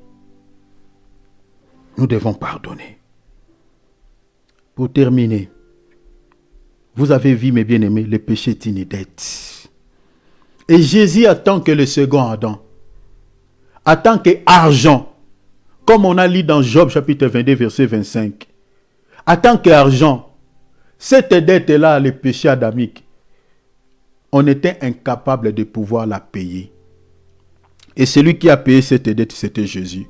Vous savez, si vous lisez dans Nombre 15, 27, pour pouvoir, mes bien-aimés, quand on pêche, on devait donner une chèvre. Et les chèvres-là devaient avoir l'âge d'un an, d'une année. Lisez dans Nombre 15, verset 27. Quand il y a le péché, il faut offrir une chèvre. Une chèvre qui est âgée d'un an, d'une année. Or, dans la loi, dans Exode 12, verset 5, l'Israël, pour pouvoir faire l'exode du pays d'Égypte, le Seigneur avait ordonné de tuer quoi? Un agneau ou une chèvre qui a l'âge d'une année. Donc vous voyez ici que ce soit l'agneau ou le chèvre représente la vie de Jésus. Parce que Jésus, en tant qu'agneau, il était agneau d'une année. Mais en tant qu'une chèvre, Jésus est mort aussi comme une femme. Vous comprenez? Parce que la chèvre, c'est la femelle du mouton. C'est-à-dire la femelle. Vous comprenez? Jésus est mort aussi comme une femme, comme une chèvre. Et il était plutôt l'argent qui devait payer notre dette au maître. Et le maître là, c'était Dieu. C'est ainsi que nos péchés ont été pardonnés. Si nos péchés, Jésus a payé nos dettes, nous aussi, nous devons aussi nous pardonner les uns les autres. Nous pardonner. Les péchés, mes bien-aimés, peut bloquer ta vie d'abord, ta vie devant Dieu, et peut bloquer ta vie même quant à la chair sur la terre, peut bloquer ta vie. Ça bloque. Ésaïe 59, verset 1er. Le péché est un blocage. Voilà pourquoi nous devons toujours, mes bien-aimés, avoir un cœur qui pardonne. Qui, même si ça te fait mal, demande à Dieu, Seigneur, je veux pardonner cette personne, mais j'arrive pas. Aidez-moi à pardonner, Père, s'il te plaît. Je vais la pardonner. Je vais la pardonner. Seigneur, s'il te plaît, donnez-moi un cœur qui pardonne. Enlève cet esprit, Seigneur, qui ferme mon cœur. Je ne veux pas ruminer cette personne à mon cœur. Je vais la pardonner, Seigneur. Je ne veux pas que ce péché pénible puisse me bloquer. Puisse bloquer ma vie. Puisse bloquer, Seigneur, mon étoile. Parce que le péché va bloquer même la porte du ciel. La porte du ciel verra verrouillée. La grâce ne couleront pas sur ta tête. Maintenant, tu accepteras vraiment de ruminer les gens dans ton cœur, de refuser de pardonner aux autres pour être privé de la grâce de Dieu. Tu accepteras vraiment cette condition. Jésus a payé ta dette. Il te pardonne à chaque instant quand tu pêches. Il te pardonne à chaque fois quand tu parles mal aux autres. Il te pardonne quand tu penses mal aux autres. Il te pardonne quand tu tombes dans les péchés d'une manière ou d'une autre. Et nous devons aussi être armés de cette attitude envers les autres. Jésus a dit, si vous ne pardonnez pas aux hommes leurs offenses, votre Père qui est dans les cieux ne pardonnera pas non plus vos offenses. Matthieu 6, verset 14. Je vais m'arrêter ici. L'argent répond à tout. Cet argent-là, c'est Jésus. À la croix, il a dit tout est accompli. Il a payé nos dettes. Non seulement il a payé nos dettes, même tout ce que l'ennemi nous avait imposé, Jésus a dit tout est accompli. Il a réglé tous les soucis. Il a réglé tous les problèmes. Je ne sais pas ce qui vous dérange, mais tu dois rappeler à Jésus ce soir que Jésus, tu avais dit tout est accompli. Est-ce que Seigneur, dans le tout, la situation sur laquelle je traverse n'était pas, Seigneur, ne faisait pas partie de ce tout? La maladie que je ne faisait pas partie de ce tout. Le blocage que, Seigneur, je vois là, ne faisait pas partie de ce tout. Quand tu as dit tout est accompli, dans les tout là, Seigneur, ces problèmes n'étaient pas là. Moi, je crois qu'il était là. Il était l'argent qui répond à tout. Ce n'est pas par hasard, il avait dit tout est accompli. Alors présent, tu lui dis, Seigneur, je sais que ma situation faisait partie de ce tout. Et j'aimerais, Seigneur, sentir un changement dans ma vie. Je vais voir un changement dans ma famille. Je veux voir un changement, Seigneur. La semaine qui va commencer, déjà dès ce lundi. Jésus, je vais voir un changement. Parce qu'à la croix, tu étais l'argent qui avait payé tous mes problèmes, qui avait payé toutes mes dettes, qui avait réglé tous mes soucis. Ouvrons nos micros, nous allons prier. Alléluia. Ouvrons nos micros. Demande l'aide de Dieu. Demande l'aide de Dieu. Demande l'aide de Dieu. Ouvrons nos micros. Commençons à prier. Commençons à demander sa grâce. Oh notre Dieu. Oh notre Dieu. WhatsApp, ouvrons nos micros. Nous allons prier. Jésus, tu as payé notre dette. La dette du péché. Jésus, tu as réglé tous nos soucis à la croix de Golgothe. Je sais que la situation que mon frère traverse, je sais que la situation que ma sœur traverse faisait partie de ce tout. Oh, alléluia. Faisait partie de ce tout. Alléluia. Cette maladie, Seigneur, était inclus dans le tout. Alléluia. Ces blocages étaient inclus dans le tout. Alléluia. Oh Seigneur, son mariage était inclus dans le tout. C'est la maternité de ma sœur était inclus dans le tout. Seigneur, son travail était inclus dans le tout. Voilà pourquoi tu as dit tout est accompli.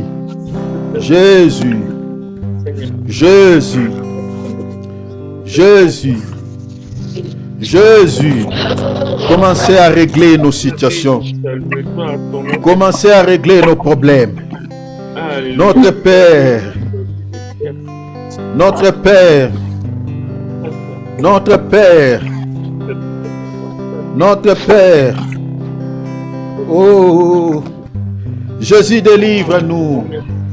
Seigneur, la semaine qui va commencer, nous voulons vivre les changements. Nous voulons vivre les changements. Nous voulons vivre les changements. Seigneur Jésus, Seigneur Jésus, Seigneur Jésus, Seigneur Jésus, Seigneur Jésus, délivre-nous, délivre-nous, délivre-nous, délivre-nous. À la croix, Seigneur, tu as dit, Jésus, tout était accompli, tout était accompli. Délivre-nous, Shiloh, délivre-nous, Jésus, délivre-nous, délivre-nous. À la croix, Jésus, tu as dit, Seigneur, tout était accompli, tout était accompli. Délivre mon frère Jésus, délivre ma sœur Jésus, délivre-nous Papa, délivre-nous. À la croix Seigneur, tu as dit Papa, tout était accompli, tout était accompli. Délivre-nous de la maladie, délivre-nous des blocages, délivre-nous des soucis, délivre-nous, À la croix, mon Père, tu as dit, Seigneur, tout était accompli, tout était accompli. Délivre-nous, oh Rama Sopromata, Rema Santeria Proikata Maroshayake. Étends ta droite, Seigneur, sur mon frère. Étends ta droite, Seigneur, sur ma sœur. Seigneur, s'il te plaît, tu avais dit tout est accompli. Tu as dit tout est accompli. Tu es cet argent dont Salomon parlait. L'argent qui répond à tout, c'est toi. Job nous dit, l'Éternel, il est notre argent. Jésus est notre argent. Tu es cet argent-là qui a payé nos dettes. Tu es cet argent-là qui a répondu, Seigneur, qui a payé toutes nos situations. Jésus, je te prie, commencez à régler les problèmes de chacun de nous. C'est sur la croix que tu avais, Seigneur, transporté toutes nos situations. Tu as dit, venez, venez à moi, mes fils et mes filles. Je vous donnerai du repos. Vous qui êtes chargés, vous qui êtes fatigués, venez, je vous accorderai la paix. Je vous accorderai les solutions. Je vous accorderai les guérisons. Je vous accorderai la délivrance. Je te prie, prions, prions, cher enfant de Dieu, prie pour ta situation. Commencez à parler, il est là. Parle à lui, parle à lui. Parle à lui, alléluia. Délivre-nous, Jésus. Délivre-nous, Papa. Délivre-nous, Seigneur. Délivre-nous, Chiloé. Délivre-nous.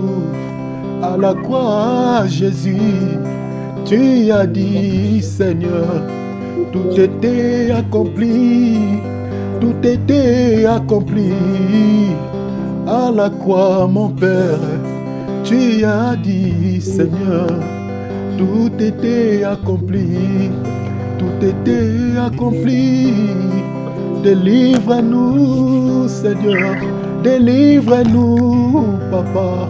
Délivre-nous, Seigneur. Délivre-nous. Alléluia.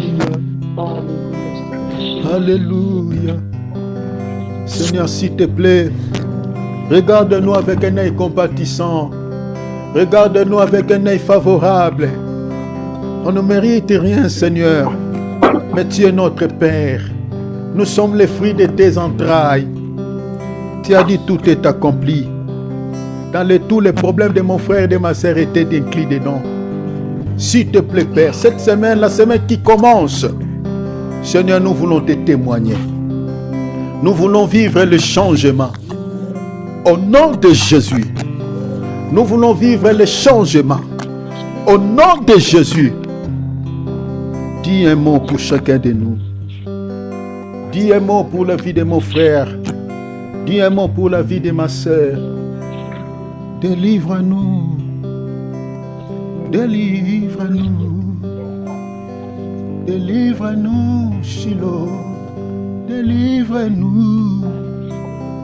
À la croix, Seigneur, tu as dit, Papa, tout était accompli.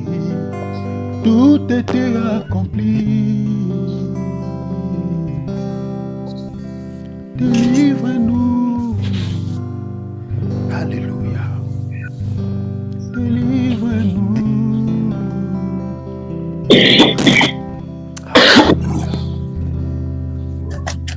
Remettons cette soirée entre les mains du Seigneur. Demande à Jésus qu'il te parle. Demande à Jésus au travers des songes et des visions que le Seigneur te dise un mot, qu'il vienne te rendre visite. Prions au nom de Jésus. Père, nous remettons cette soirée entre tes saintes mains. Jésus, moi je sais, tu parles au travers des songes et des visions. Père, Seigneur, que cette soirée soit une soirée de visitation. Que cette soirée soit une soirée de visitation.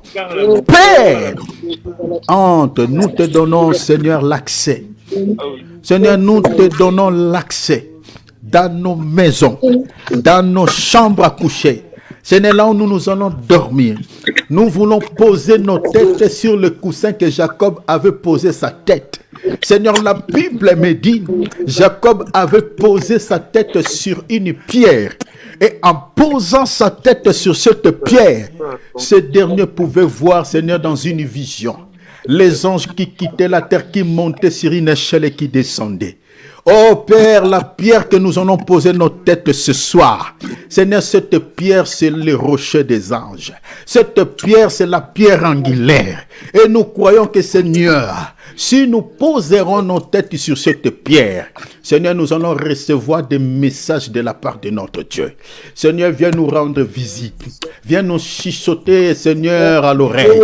Viens nous révéler, Seigneur, des choses, Seigneur, cachées. Seigneur, viens nous consoler. Viens, Seigneur, nous révéler notre avenir. Viens, Seigneur, nous révéler notre futur. Seigneur, viens, Seigneur, se révéler à nous, nous montrer que, Seigneur, nous sommes libérés, nous sommes délivrés. Au nom de Jésus-Christ. Oh, alléluia. Bénis ta semaine. Bénis lundi. Bénis mardi. Commence à les bénir. Bénis toute la semaine. Demande à Jésus, dis, je n'attends rien de la part de l'ennemi. Refusez ça. Dis, Jésus, je n'attends rien de la part de Satan. Je n'attends rien de celui-ci. Dis à Jésus, tu es sa propriété, tu appartiens à lui. Alléluia. Alléluia. Alléluia. Je bénis lundi. Je bénis mardi. Je bénis mercredi. Je bénis jeudi. Je bénis vendredi. Je bénis samedi et dimanche. Seigneur, je n'attends rien de la part de Satan. Je n'attends rien de la part des occultistes. Je n'attends rien de la part des sorciers. Ni ma femme, ni mes enfants, ni mes parents dans la chair, ni mes frères et sœurs dans le Seigneur, ni leurs familles. Nous n'entendons rien de la part de l'ennemi. La Bible me dit, mon Père, que nous t'appartenons. Alléluia. Père, Père, nous sommes ta propriété. Nous sommes ta propriété. Nous avons été rachetés par cet argent dont Salomon parle. Et Seigneur, nous devenions la propriété privée de Dieu. Nous sommes ta propriété. Seigneur, ne nous laisse pas entre les mains de qui que ce soit. Ne nous délaisse pas entre la main de nos ennemis.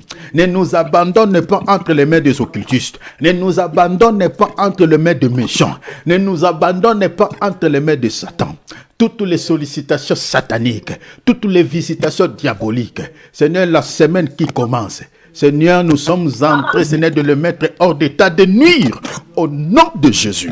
Seigneur, protégez ma sœur, protégez mon frère qui a passé, Seigneur, ces 2 heures du temps, Seigneur, dans ta présence. Protégez et qu'il te souvienne de nous. Souviens-toi de chacun de nous. Souviens-toi des membres de nos familles. Souviens-toi de nos enfants. Souviens-toi de nos parents dans la chair. Souviens-toi de nos frères et sœurs dans le Seigneur. La vraie famille de Dieu. Souviens-toi de mes frères dans le Seigneur. Souviens-toi de mes sœurs dans le Seigneur. Souviens-toi, Jésus. Si le temps que nous avons passé ici, Seigneur, cela t'a plu, je te prie que tes regards soient braqués sur nos vies. Et n'oublie pas, Seigneur, nos enfants, nos époux, nos épouses. N'oublie pas, Seigneur, nos membres des familles dans la chair. Seigneur, la prière que nous sommes en train de t'adresser, la semaine qui va commencer, nous voulons vivre les effets de cette prière. Nous voulons vivre les effets de la prière que nous sommes en train de t'adresser ici, dans le nom puissant de Jésus. Père, j'insiste et je déclare que ce n'est toute complication venant de l'ennemi. Dans ma vie, dans la vie de mes frères qui ont passé tout ce temps dans ta présence, Père, je l'empêche et je le mets hors d'état de nuire. Je le répète, dans le nom glorieux de celui qui est élevé au-dessus de tous les noms, au nom de Jésus-Christ. Sois béni le roi de gloire. C'était, Seigneur, pour toi que nous avons consacré ce temps. Mes sœurs en Afrique, Seigneur, ils ont gaspillé, ils ont dépensé l'air méga pour pouvoir passer ce temps dans ta présence. Souviens-toi d'eux. Mes frères, Seigneur, ici en Europe, Ils ont passé tout leur temps, Seigneur. Ils devaient consacrer ce temps à d'autres choses. Souviens-toi d'eux. Seigneur, cette prière, c'est ton serviteur qui te l'adresse. Et l'Écriture me dit, tu es derrière la parole de tes serviteurs pour l'accomplir. Je bénis mon frère, je bénis ma sœur, qui a passé tout ce temps dans ta présence. Je les bénis, Père. Je dis, je les bénis. Que la bénédiction d'en haut, que la bénédiction d'en bas, Seigneur, soit leur partage. Dans le nom puissant de Jésus. Dans le nom puissant de Jésus. Seigneur, j'empêche, Seigneur, toute réclamation de leur famille. Toute condamnation satanique de leur famille. Toute présence diabolique des esprits de suivi ou de contrôle dans la vie de mon frère et de ma soeur. Pierre, je l'empêche par la puissance des noms précieux du Seigneur Jésus. Que Seigneur, personne ne soit poursuivi par les malins. Que personne ne soit réclamé par l'ennemi. Dans le nom de Jésus. Père, glorifie ton nom dans la vie de mon frère et de ma soeur. Que toute la semaine qui commence soit bénie pour nos vies. Nous ne voulons pas, Seigneur, marcher seul cette semaine. Mais Seigneur, dans tout ce que nous allons faire, accompagne-nous. Tu es allé plus loin de dire, même dans la vallée de l'ombre et de la mort, ne craignez pas, je suis avec vous, je vous accompagne. Seigneur, accompagne-nous dans nos activités, parce que sans toi, Seigneur, nous allons rencontrer des échecs. Mais Seigneur, si tu nous accompagnes, les échecs seront éloignés de nous. Nous marcherons la tête haute, nous marcherons dans la victoire, nous marcherons dans le succès, nous marcherons, Seigneur, dans la réussite. La déception sera loin de nos vies parce que tu nous accompagnes. Jésus, je te bénis. Jésus, je répète, je te loue. Jésus, que toute la gloire te revienne. Dans le nom glorieux de notre Seigneur et Sauveur Jésus-Christ, acclamons le roi des rois. Acclamons le Seigneur des seigneurs. Donnons-lui gloire. Il mérite l'honneur. Il mérite la gloire. Alléluia. Gloire au Seigneur, cher enfant de Dieu. Vraiment, soyez bénis. Merci pour le temps que vous avez accordé à la parole. Ce n'est pas un temps perdu. Le Seigneur Dieu vous récompensera. Voilà. On s'arrête là, cher enfant de Dieu. Nous allons nous retrouver encore le samedi prochain à la même heure à 15h, n'oubliez pas. Et puis les dimanches aussi à 15h. Sinon, portez-vous bien, passez tous très belle soirée. Avant de quitter, ayons toujours cette habitude parce que nous sommes la famille de Dieu. Ne quittez jamais sans saluer tes bien-aimés dans le Seigneur. Parce qu'il y a d'autres qui quittent vite, je ne sais pas pourquoi. Ne quittez pas, nous sommes enfants de Dieu. Saluons-nous les uns les autres, s'il vous plaît. Voilà. Amen. Toute bonne soirée à tous. Dieu vous bénisse. Amen, mon frère Philippe. Merci. Bonne soirée à Amen. tous. Soyez bénis. Bonne soirée, mon frère Patrick. Merci, pareillement. Bonne soirée, mon frère Philippe. Bonne soirée, mon frère Patrick. Bonne soirée, mon frère Thierry. Bonne soirée, ma sœur Bernadette. Sois bénie, ma sœur. Dieu te bénisse. Merci, pareillement, mon frère. Ma sœur Soyez tous Nicole, bénis en sois Jésus-Christ. bénie. Amen. Amen. Soyez tous bénis. Soyez Amen. bénis tous. Amen, Parce maman qu'elle a dit jolie. pas dormir, Nicole. Amen, ma Amen. sœur. Amen. Ma sœur. Soyez tous bénis, les frères et sœurs en Afrique. Soyez bénis. Amen. Dieu te bénisse. Le Amen. sauveur. Maman Adrienne, sois bénie. Maman Brasi, sois Amen, bénie. mon Dieu. Maman Jolie, mon épouse Brigitte, sois bénie. Maman Irène, sois bénie. Nicole, Amen. voilà. Patrick, mon frère David, sois béni. Dieu te bénisse, mon frère David. Amen. Amen. Amen. Amen. Amen. Très belle Soyez soirée. tous bénis, les frères et sœurs. Très bonne soirée. Bonne soirée. Bonne soirée. Bonne soirée à tous. Soyez tous bénis. Amen. Soyez bénis dans le Seigneur. Amen, sérieux. Soyez bénis dans le Seigneur. Soyez tous bénis en Jésus-Christ. Amen. Amen. Amen. Gloire à Dieu. Très belle soirée Bonne à soirée. tous. Au À revoir. plus. Merci. Toi aussi, mon